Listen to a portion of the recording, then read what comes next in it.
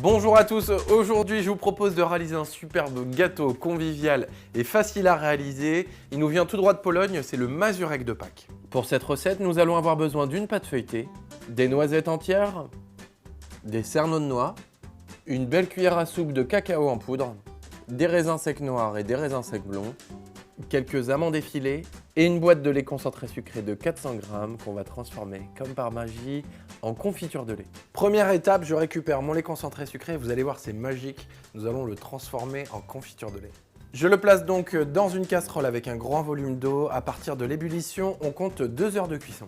Attention, information très importante, à la fin de la cuisson de votre lait concentré sucré, n'ouvrez pas tout de suite la boîte. Laissez-la complètement refroidir avant de l'ouvrir.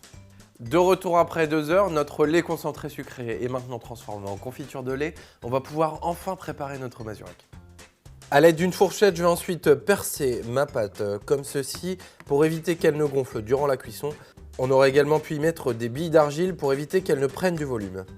J'applique ensuite une dorure sur mes croûtes à l'aide d'un jaune d'œuf battu et on va pouvoir enfourner pour 15 minutes à 180 degrés. Mon fond de tarte est maintenant bien doré, je l'ai laissé refroidir un petit peu à température ambiante et je vais pouvoir passer à la préparation de ma confiture de lait. Ici je l'ai récupéré, je l'ai mis dans un bol, je vais venir y ajouter mon cacao. On mélange à l'aide d'une cuillère ou d'une fourchette jusqu'à obtenir une texture bien homogène.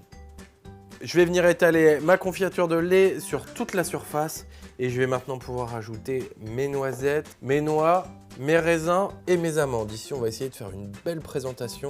C'est tout le principe du mazurek de Pâques.